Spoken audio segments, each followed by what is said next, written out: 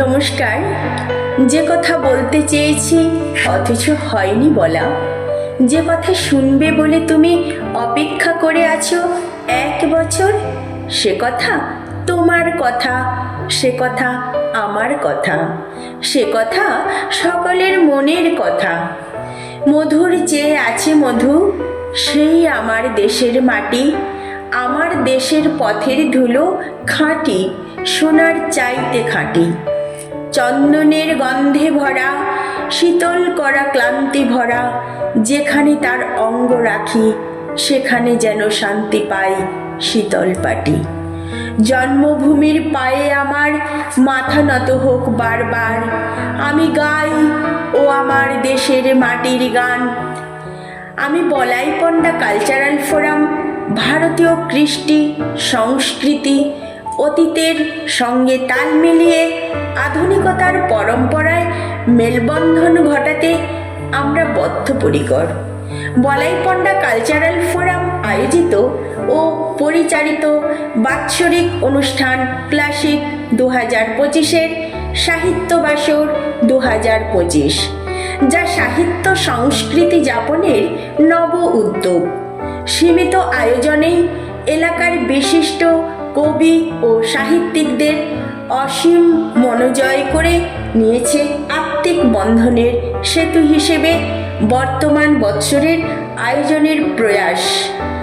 আমন্ত্রিত আপামর এলাকাবাসী, সুধী গুণীজন, কবি লেখকদের সর্বাঙ্গীন অংশগ্রহণে প্রতিজনের মনের কৃষ্টি সংস্কৃতি ভাবনাকে এক বিশেষ উচ্চতায় উত্তোলিত করবে।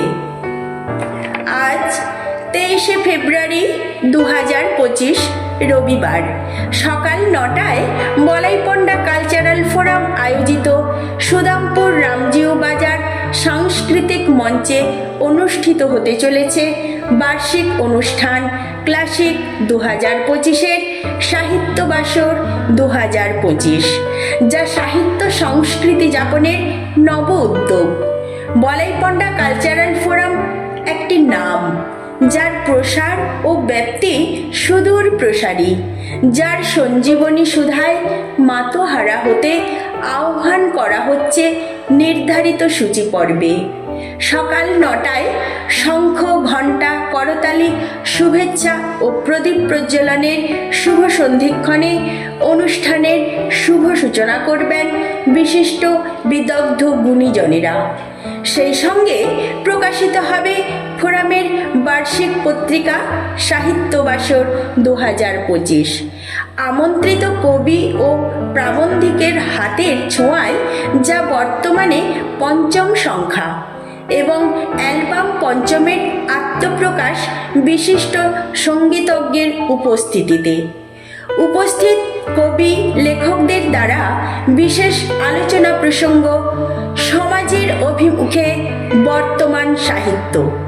ক্লাসিক 2025-এর বাসন্তিক সন্ধ্যায় ফোরামের আন্তরিক উচ্চারণ, a classical harmony an integral part of Indian culture.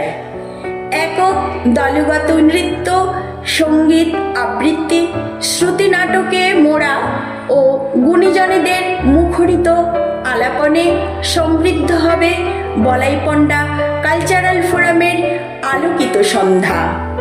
সবার সাদর আমন্ত্রণ ও আহ্বান এমন একটি উজ্জ্বল সন্ধ্যায় সাক্ষী হওয়ার জন্য।